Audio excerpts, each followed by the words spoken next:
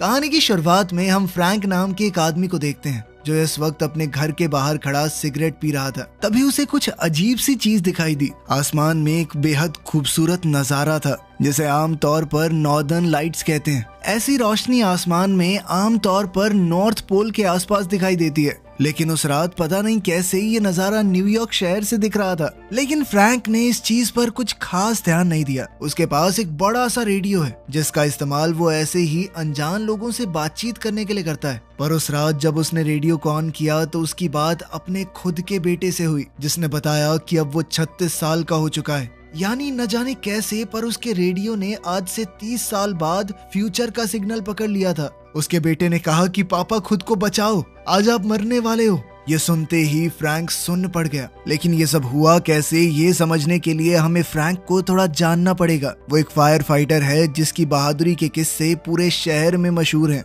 अभी 2 घंटे पहले ही पेट्रोल से भरे एक टैंकर का एक्सीडेंट हो गया था। पूरे पेट्रोल के साथ वो टैंकर एक गटर के ऊपर जाकर उलट गया। नीचे इस वक्त 2 इलेक्ट्रीशियन काम कर रहे थे। पेट्रोल नीचे टपकने लगा और बस एक छोटी सी चिंगारी से सब कुछ उड़ सकता है। तभी फायर फाइटर्स की एक टीम वहां पहुंची। उनके साथ ही फ्रैंक भी वहां आया। फ्रैंक ने अपनी जान जोखिम में डालकर दोनों इलेक्ट्रीशियंस को बचा लिया धमाका होने से सिर्फ कुछ देर पहले। फ्रैंक की बहादुरी के किस्से सुनकर कई औरतें उस पर फिदा थी, लेकिन फ्रैंक इस दुनिया में सिर्फ 2 लोगों से प्यार करता है, अपनी पत्नी जूलिया और बेटे जॉन से। जूलिया हॉस्पिटल में नर्स है जो अपने पेशेंट्स का ध्यान बिल्कुल वैसे ही रखती है मानो वो उसके परिवार का हिस्सा हो। तभी कहानी वापस वहीं पहुंची जहां से शुरुआत हुई थी। जिस रात आसमान रोशनी से भरा हुआ था और जॉन ने रेडियो चलाया, उसके ठीक 30 साल बाद आसमान में दोबारा से बिल्कुल वैसी ही रोशनी छा गई। अब जॉन का बेटा 36 साल का एक पुलिस डिटेक्टिव बन चुका है। वो मुजरिमों को पकड़ने में तो एक्सपर्ट था,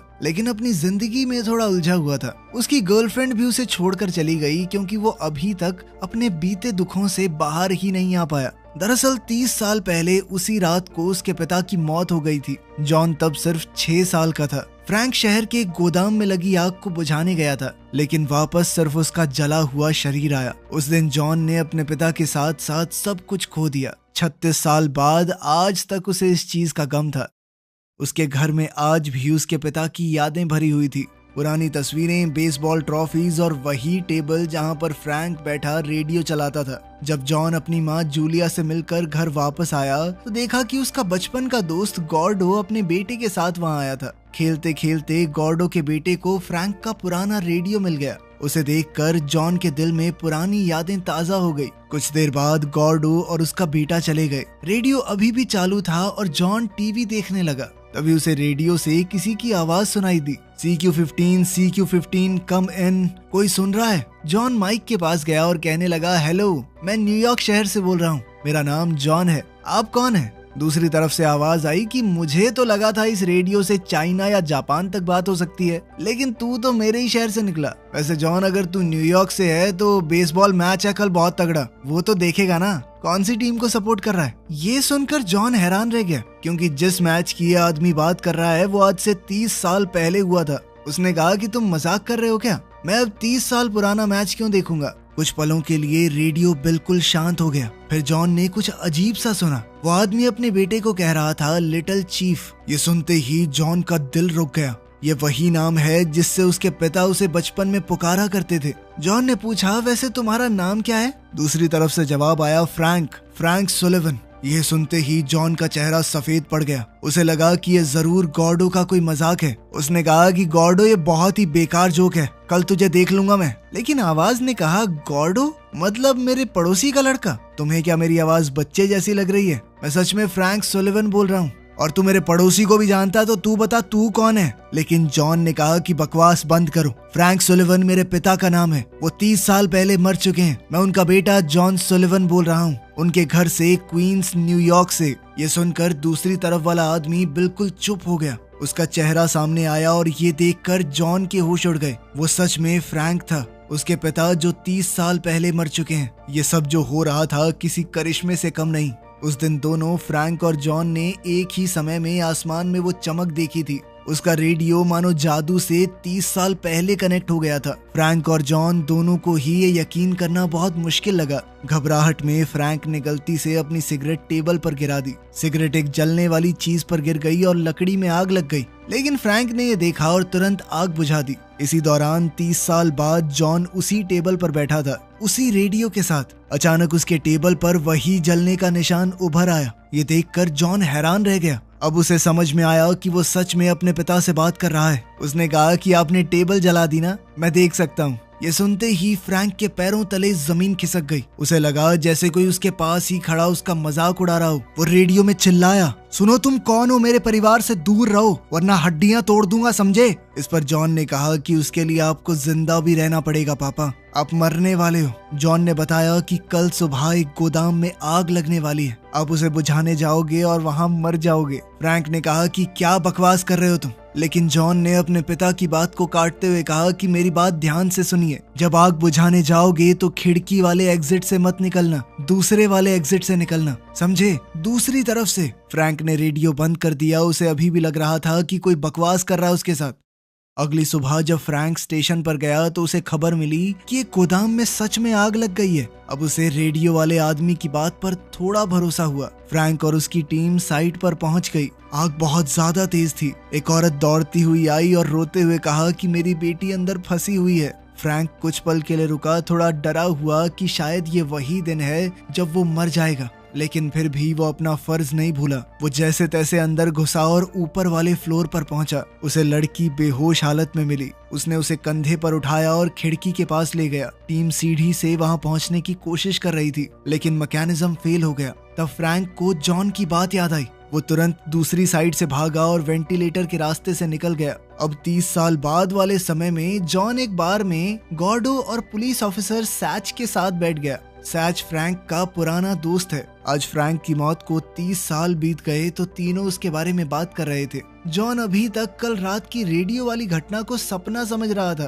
तभी अचानक उसके दिमाग में नई यादें बनने लगी, ऐसी यादें जिनके बारे में उसे कभी पता ही नहीं था। अपने पिता के साथ बिताए ऐसे पल जो उसने कभी जिए ही नहीं। अचानक ऐसी यादें उसके दिमाग में आने लगी मानो वो अपने पिता के साथ स्कूल जा रहा हो, साथ में खेल रहा हो, मानो फ्रैंक कभी मरा ही नहीं। अचानक जॉन के हाथ से ग्लास गिर गया। वो बोला कि मेरे पिता आग में नहीं मरे थे 30 साल पहले। ये सुनकर गॉर्डो और सैच हैरान हो गए। गॉर्डो ने कहा कि हाँ, हम जानते हैं, तुम्हारे पिता कैंसर से मरे थे 10 साल पहले। जॉन हैरान हो गया और फिर मुस्कुराया। उसे समझ में आया कि उसने सच में अपने पिता से बात की थी और फ्रैंक ने उसकी बात मान ली, इसीलिए वो आग से बच गया। अब उसके जहन में एक नई याद उभर आई। फ्रैंक एक चेन स्मोकर था। एक सिगरेट बुझती नहीं थी कि तभी दूसरी जला लेता। उसकी इसी आदत ने उसे आगे चलकर कैंसर दिया। बीते समय में फ्रैंक जलती हुई बिल्डिंग से लड़की को बचाकर निकला। उसे पता चला कि उसी कमरे में एक बड़ा धमाका हुआ है जहां वो पहले खड़ा था। अगर वो वहां होता तो आज मारा जाता।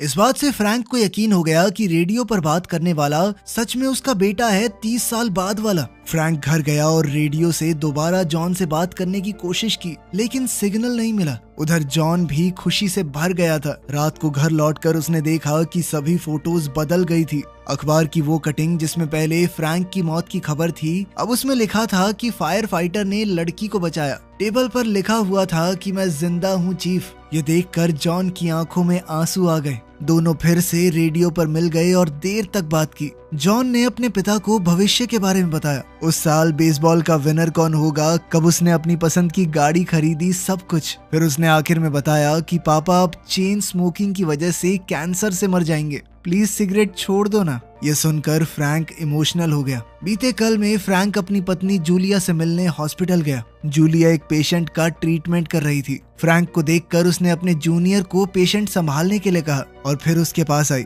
फ्रैंक खुशी से भरा हुआ था, जैसे उसे दूसरी जिंदगी मिल गई हो। जब वो बात कर रहे थे, जूलिया ने देखा कि उसका जूनियर गलत दवाई देने जा रहा है। उसने दौड़कर उसे रोका और पेशेंट की जान बच गई। फ्रैंक ने उसे अपना प्यार जताया और घर लौट गया। इधर बड़ा जॉन सो रहा था जब उसे एक अजीब सा सपना आया। उस सपने में उनके परिवार का कोई सदस्य मर गया था और अब उनका अंतिम संस्कार चल रहा था। छोटा जॉन एक कोने में बैठा डरा हुआ रो रहा था। तभी उसे अपनी माँ का लॉकेट दिखा। ये देखते ही जॉन अचानक से उठ गया, पसीने से भीगा हुआ। पर सबसे अजीब बात ये थी कि वो ये सपना भूला नहीं। हर चेहरा हर पल उसके दिमाग में वैसा का वैसा रहा, मानो ये सपना नहीं उसकी कोई याद हो। घबरा कर जॉन ने अपनी माँ को फोन किया, पर एक अजीब औरत ने फोन उठाया। उसने फिर से कॉल किया, पर दोबारा से वही हुआ। जॉन ने सोचा कि शायद कोई नेटवर्क में दिक्कत होगी। इसके बाद वो तैयार हुआ अपनी गर्लफ्रेंड समैंथा से मिलने के लिए। अब जब उसके पिता ठीक हैं, उसके दिल का बोझ हल्का हो गया था, तो वो माफी मांगना चाहता था उससे। पर जैसे ही उसने समैंथा को देखा, उसने उसे पहचाना ही नहीं, मानो वो कभी मिले ही ना हो। ये देखकर जॉन सुन्न पड़ गया। फिर उसने सोचा कि समैंथा शायद सिर्फ गुस्से में ऐसा कर रही है। इसके बाद वो अपने काम पर पुलिस स्टेशन वापस चला गया, लेकिन वहाँ भी उसे चीजें बड़ी अजीब लगी। जॉन का चीफ सैच, जो कि पहले उसे दोस्त जैसा समझता था, उसका रवैया अचानक बदल गया। अब वो जॉन के साथ बुरा बर्ताव करने लगा। सैच ने जॉन को एक केस फाइल थमा दी। वो दोनों ही कुछ दिनों से एक केस पर काम कर रहे थे। कुछ दिन पहले उन्हें कंस्ट्रक्शन साइट पर दबी हुई लाश मिली। उसकी सिर्फ हड्डियां ही बची थी। सैच ने बताया कि ये लाश मैरी फिनले नाम की एक नर्स की है, जो नाइटिंगेल नाम के एक सीरियल किलर का पहला शिकार थी। ये एक ऐसा सीरियल किलर था जो आज से 30 साल पहले चुन चुन कर सिर्फ नर्सेज को मारता था, और जिसकी अभी तक पुलिस पहचान नहीं कर पाई। सैच ने बड़ी हैरानी से कहा कि कितने अफसोस की बात है, 30 साल पहले 10 लोग मारे गए थे और आज तक पुलिस उसे पकड़ नहीं पाई। जॉन ये बात सुनकर थोड़ा चौंक गया। उसके मुताबिक नाइटिंगेल नाम के उस सीरियल किलर ने 30 साल पहले सिर्फ 3 नर्सेज को मारा था और फिर अचानक से वो गायब हो गया। लेकिन जब जॉन ने नाइटिंगेल की मर्डर फाइल दोबारा से देखी, तो उसके पैरों तले जमीन खिसक गई। उसकी माँ जूलिया का नाम विक्टिम लिस्ट में था। ये सुनकर जॉन का दिमाग पूरी तरह घूम गया। वो दौड़कर घर गया और देखा कि फैमिली फोटोज से जूलिया गायब हो गई थी। तब उसे एक बेहद खौफनाक बात समझ आई। जो बदलाव उसने बीते हुए कल में अपने पिता को बचाने के लिए किए थे, उन्होंने आज की जिंदगी को पूरी तरह से बदल दिया था। जॉन ने तुरंत रेडियो की मदद से बीते हुए कल में दोबारा अपने पिता से बात की और बताया कि कैसे उसके समय में बहुत बड़े बड़े बदलाव आ रहे हैं। उसने बताया कि सीरियल किलर नाइटिंगेल मेरी माँ यानी आपकी बीवी को मार देगा। ये सुनकर फ्रैंक पूरी तरह चौंक गया। उसने जॉन से कहा, क्या बोल रहे हो, कब होगा ये सब, जल्दी बताओ। जॉन ने बताया कि 22 अक्टूबर की रात को, आपके समय से लगभग 1 हफ्ता बाद। उसने अपने पिता से पूछा कि कल आपने हॉस्पिटल में कोई ऐसी चीज तो नहीं की जो कि शायद वैसे ना होती। फ्रैंक ने थोड़ा सोचा और कहा कि कल मौत से बचने के बाद मैं खुश होकर तुम्हारी माँ से मिलने हॉस्पिटल गया था। ये सुनते ही जॉन समझ गया कि हॉस्पिटल में कुछ खास हुआ होगा, जिसकी वजह से फ्यूचर में उसकी माँ की मौत हो गई। इस पर फ्रैंक ने कहा कि जॉन, फिक्र मत करो, अगर तुम्हें पक्का पता है कि नाइटिंगेल ही जूलिया को मारेगा, वो भी 22 अक्टूबर की रात को, तो मैं किसी भी हाल में ये होने नहीं दूंगा। नाइटिंगेल तो दूर, उसकी परछाई भी मेरी बीवी तक पहुंच नहीं पाएगी। इस पर जॉन ने कहा कि पापा, इससे माँ तो बच जाएगी, लेकिन सोचो, नाइटिंगेल ने माँ से पहले 2 और औरतों को मारा था और माँ के बाद 4 और मासूम औरतों को मारेगा, और ये सब कुछ हमारी छेड़खानी की वजह से हुआ। क्या हम ऐसे ही उन्हें मरने देंगे? हम उसे यूं ही मासूम लोगों को नहीं मारने दे सकते। वो ये जानते थे कि आगे नाइटिंगेल किस औरत को मारने वाला है, लेकिन फ्रैंक को ये समझ नहीं आ रहा था कि वो करे क्या। उसने जॉन से पूछा कि मैं पुलिस में जाके बता दूं कि नाइटिंगेल उस औरत को मारने वाला है उस दिन, लेकिन वो मेरी बात कहाँ मानेंगे, हंसेंगे मुझ पर। इस पर जॉन ने कहा कि पापा, पुलिस नहीं, ये आपका काम है। आपको उस औरत का पीछा करना होगा और देखना होगा कि नाइटिंगेल कौन है। जब हम उसे पहचान लेंगे तब शायद पुलिस उसे पकड़ सकती है। फ्रैंक राजी हो गया। उसे थोड़ा डर लग रहा था, लेकिन फिर भी उसने हिम्मत जुटाई और उस बार में गया जिसका जॉन ने जिक्र किया था, वही जगह जहां अगला मर्डर होने वाला है। इस बार टारगेट कैरी नाम की एक नर्स है जो उस शाम को वहां आने वाली है। जॉन ने पुलिस फाइल में पढ़कर फ्रैंक को बिल्कुल साफ साफ बता दिया कि कैरी बार से 7:30 बजे निकलेगी और 8 बजे उसकी लाश बार के पीछे मिलेगी। मतलब हमला 7:30 से 8 के बीच में होगा। जॉन ने फ्रैंक को सख्ती से कहा कि जैसे ही कैरी बार से निकलेगी, उसके पीछे चलने वाले किसी भी शख्स पर नजर रखो और फिर तुरंत पुलिस को बुला लेना। फ्रैंक पहले से बार में बैठा था जब कैरी अपनी दोस्तों के साथ वहां आई। वो औरतें उसे देखकर पहचान गई। वो वही बहादुर फायर फाइटर है जिसने हाल ही में उस लड़की को बचाया था। वो तीनों इम्प्रेस हुई और घंटों तक उससे बातचीत करने लगी। इस बीच फ्रैंक को पता ही नहीं चला कि किलर नाइटिंगेल खामोशी से बार में बैठा उसे ही देख रहा था। नाइटिंगेल दरअसल वही आदमी था जो हॉस्पिटल में जूलिया का पेशेंट था। अब सब कुछ साफ हो गया। अगर जॉन ने टाइम पर दखल ना दी होती तो फ्रैंक आग में मर गया होता। होता और चीजें बिल्कुल वैसे ही हुई होती जैसी होनी चाहिए थी। जूलिया का ध्यान अचानक से न्यूज पर चला जाता और वो सब कुछ छोड़कर अपने पति के पास भागती और उसका जूनियर गलत दवाई देकर नाइटिंगेल को उस दिन मार देता। उसका किस्सा यहीं खत्म हो जाता,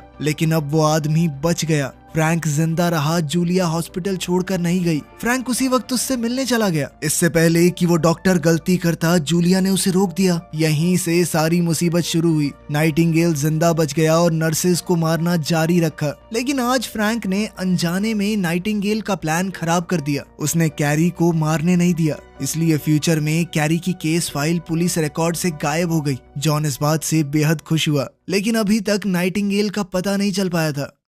जॉन ने फ्रैंक को बताया कि अगला टारगेट सिसी क्लार्क नाम की एक नर्स है, जो अपना काम करने के बाद नाइट क्लब में वेट्रेस का काम भी करती है। नाइटिंगेल उस रात उसे मारने की प्लानिंग कर रहा था। रात 2 बजे से 5 बजे के बीच में मर्डर होगा। फ्रैंक इस बारे में अब जान चुका था और जल्द ही वो बार में पहुंचा। सिसी वहीं थी और फ्रैंक अब 2 बजे तक इंतजार करता रहा। आखिर में जब बार बंद होने का टाइम हुआ तो सिसी ऊपर कपड़े बदलने गई। फ्रैंक भी बाथरूम में गया और उस पर नजर रखी। तभी अचानक किसी ने उस पर हमला कर दिया। वो नाइटिंगेल ही था। फ्रैंक ने लड़ने की कोशिश की, पर नाइटिंगेल ने उसे बेहोश कर दिया। फिर उसने फ्रैंक का पर्स चुरा लिया, उसमें से ड्राइविंग लाइसेंस निकाला और भाग गया। जब फ्रैंक होश में आया तो वो तुरंत ऊपर दौड़कर सिसी को ढूंढने गया, पर तब तक नाइटिंगेल उसे मार चुका था। डर के मारे फ्रैंक घर आया और जॉन को बताया कि वो सिसी को बचाने में नाकाम रहा और नाइटिंगेल ने उसका ड्राइविंग लाइसेंस भी चुरा लिया है। उनकी हालत और खराब हो गई। अब भी वो लोग ये जानते नहीं थे कि आखिर नाइटिंगेल है कौन, लेकिन अब नाइटिंगेल फ्रैंक के बारे में सब कुछ जानता है और अब वो जूलिया और छोटे जॉन तक भी पहुंच सकता है। फ्रैंक डर गया, लेकिन जॉन ने उसे हौसला दिया। कुछ देर सोचने के बाद जॉन ने अचानक कहा, पापा, अगर नाइटिंगेल ने आपके वॉलेट को छुआ है तो उसके फिंगरप्रिंट उस पर आ गए होंगे। अब ध्यान से सुनो, अपने पर्स को किसी खास जगह पर छुपा दो, ऐसी जगह जहां आने वाले 30 साल तक कोई उसे हाथ ना लगा सके। फ्रैंक ने बिल्कुल वैसा ही किया। उसने अपने पर्स को एक पैकेट में बंद कर दिया और संभाल कर घर की खिड़की के पास एक पुराने लकड़ी के डब्बे में छुपा दिया। फिर 30 साल बाद बड़े जॉन ने वही डब्बा खोला और पर्स बिल्कुल सही सलामत वहीं पड़ा था। जॉन ने खुशी से रेडियो पर फ्रैंक को बताया कि पापा, आप चिंता मत करो, मैं पता लगाता हूँ कि आखिर नाइटिंगेल कौन है। जॉन तुरंत वॉलेट लेकर पुलिस स्टेशन गया और फिंगरप्रिंट्स की जांच करवाई, लेकिन उसका रिजल्ट देखकर सबके होश उड़ गए। नाइटिंगेल कोई आम आदमी नहीं है, वो एक रिटायर्ड पुलिस वाला है जिसका नाम है जैक शेपर्ड। जॉन ने जैक को ढूंढ लिया, जो अभी भी जिंदा है और एक इज्जत भरी जिंदगी जी रहा है। अपने सारे पुराने कच्चे चिट्ठे छुपाकर जॉन ने उससे बात की और नाइटिंगेल के बारे में पूरी जानकारी लेने की कोशिश की। फिर वो घर गया और रेडियो के जरिए फ्रैंक से बात की। उसने फ्रैंक को बताया कि नाइटिंगेल का असली नाम जैक शेपर्ड है और वो एक पुलिस वाला था। जॉन ने सलाह दी कि पापा, आप एक पब्लिक फोन से FBI को कॉल करो और उन्हें बताओ कि जैक वही सीरियल किलर है जिसके हाथ से सारी नर्सेज मारी गई हैं और हर एक खून के बाद वो उनके पास से कोई ना कोई चीज रखता है, जैसे कोई लॉकेट या फिर कोई गहना। जॉन को उम्मीद है कि जब FBI जैक के घर पर रेड करेगी तो उन्हें सारे सबूत मिल जाएंगे और जैक हमेशा के लिए जेल चला जाएगा। लेकिन किस्मत उनके साथ नहीं थी। फ्रैंक कुछ कर पाता उससे पहले ही पुलिस चीफ सैच उसके घर पहुंच गया।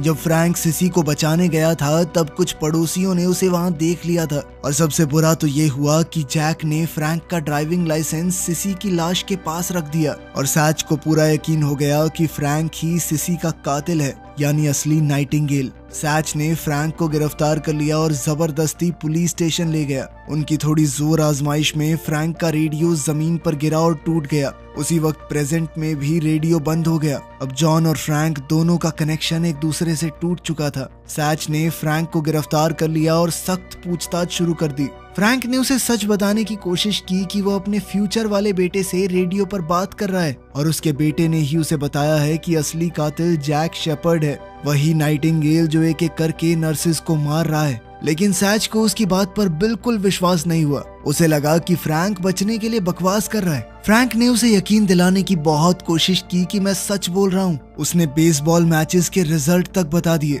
जो जॉन ने उसे फ्यूचर से बताए थे, लेकिन सैच ने उससे चिढ़कर सुनना ही बंद कर दिया। तभी जूलिया पुलिस स्टेशन पहुंच गई फ्रैंक से मिलने, पर सैच ने उसे मिलने नहीं दिया, बल्कि एक कैफे ले गया और बोला कि उसका पति एक सीरियल किलर है। उसी दौरान फ्रैंक जेल में बंद है और तभी शेपर्ड वहां पहुंच गया। वो भी पुलिस वाला था तो अपनी पावर का इस्तेमाल करके जैक कस्टडी एरिया में बिना रुके पहुंच गया और सीधा फ्रैंक पर बंदूक तान दी। वो उसे वहीं उसी वक्त मारने वाला था, लेकिन तभी एक दूसरा ऑफिसर रूम में आ गया। जैक ने अपने इरादे छुपा लिए और बिल्कुल सीधा आदमी बन गया। वो उस ऑफिसर से बातचीत करते हुए उसके साथ ही बाहर निकल गया। फ्रैंक घबरा गया, उसे पता है कि जैक वापस आएगा। तभी उसकी नजर एक इलेक्ट्रिक वायर पर पड़ी। उसने उस वायर को अपनी जेल के लोहे के दरवाजे से जोड़ दिया और जैक का इंतजार करने लगा। कैफे में सैच जूलिया से बात कर रहा था कि तुम्हारा पति कातिल है। जूलिया ये सुनकर पूरी तरह टूट गई, पर तभी सैच का ध्यान टीवी पर चल रहे बेसबॉल मैच पर गया और सब कुछ बिल्कुल वैसा ही हो रहा था जैसा फ्रैंक ने बताया था। ये देखकर सैच हैरान रह गया। उसे समझ आया कि पता नहीं कैसे, लेकिन फ्रैंक सच बोल रहा है। उसी वक्त जैक वापस से फ्रैंक के सेल में घुस गया उसे मारने के लिए। जैसे ही उसने लोहे का दरवाजा छुआ, उसे जबरदस्त बिजली का झटका लगा और वो वहीं बेहोश हो गया। फ्रैंक ने उसकी जेब की तलाशी ली और उसके लाइसेंस पे लिखा हुआ एड्रेस मिल गया। उसने पुलिस स्टेशन का फायर अलार्म चालू कर दिया, जिसके बाद पूरा एरिया पानी से भर गया और उस अफरा तफरी में वो वहां से भाग गया। अब फ्रैंक तय कर चुका था कि वो अपनी बेगुनाही साबित करेगा और असली कातिल जैक को बेनकाब भी। वो जैक के घर गया जहां उसने ऐसी चीजें ढूंढनी शुरू की जो जैक को बाकी हत्याओं से जोड़ सके। जो वो ढूंढ रहा था उसे सब कुछ मिल गया, लेकिन तभी जैक भी अपने घर आ गया। फ्रैंक मौका देखकर वहां से भागा, जैक भी उसके पीछे भागने लगा। वो मौका देखकर फ्रैंक पर गोलियां चला रहा था। भागते भागते वो दोनों पोर्ट के पास आ गए। फ्रैंक अचानक से गायब हो गया और जैक उसे ढूंढने लगा। तभी फ्रैंक डॉक के नीचे से निकला और उसे पानी में खींच लिया और फिर पेंचकस का इस्तेमाल करके जैक को मार डाला। जल्द ही फ्रैंक पानी से बाहर निकला। थोड़ी देर बाद सैच अपनी पूरी टीम के साथ वहां आ गया। उसे जैक के घर वो सबूत मिल चुके थे जो ये साबित करते हैं कि असली कातिल जैक है। उसने फ्रैंक की स्टेटमेंट ली और गोताखोरों को जैक की लाश निकालने भेजा और साथ ही फ्रैंक को इस केस से क्लीन चिट दे दी। फ्रैंक अब घर गया, बिल्कुल सुकून से बैठा और अपने रेडियो को ठीक करने लगा। उसने टेबल पर सिगरेट का पैकेट देखा, उठाया और कचरे में फेंक दिया। उसने फैसला कर लिया था कि मैं ये कैंसर से तो नहीं मरने वाला। मैं किसी भी हाल में जूलिया और जॉन को अकेला नहीं छोड़ूंगा। फिर उसने रेडियो चालू किया। कनेक्शन वापस से लगा और फ्रैंक ने कहा कि सब ठीक है बेटा, जैक शेपर्ड मारा गया। लेकिन जॉन ने देखा कि प्रेजेंट में कुछ भी नहीं बदला। माँ तो अब भी फैमिली फोटोज से गायब है। वो फ्रैंक से बातचीत कर ही रहा था कि तभी किसी ने उसे मुक्का मारा और वो जमीन पर गिर गया। वो कोई और नहीं बल्कि आज के दिन का जैक था। वहीं फ्रैंक के ऊपर भी उस समय के जैक ने हमला कर दिया। उसने फ्रैंक को बेहोश कर दिया और सीधा जूलिया के कमरे में गया उसे मारने के लिए। तभी छोटा जॉन कमरे में आ गया। उसकी आवाज से जैक का ध्यान भटका और जूलिया ने उस पर हमला कर दिया। उसके चेहरे पर नाखून मार दिए। वही निशान तुरंत बूढ़े जैक के चेहरे पर भी आ गए। जैक ने जूलिया को मुक्का मारा, उसे बेहोश कर दिया और फिर छोटे जॉन को उठाकर ले जाने लगा। जब वो नीचे आया तो उसने देखा कि फ्रैंक बंदूक लिए उसके सामने खड़ा है। जैक ने उसके बेटे जॉन को आगे धकेल दिया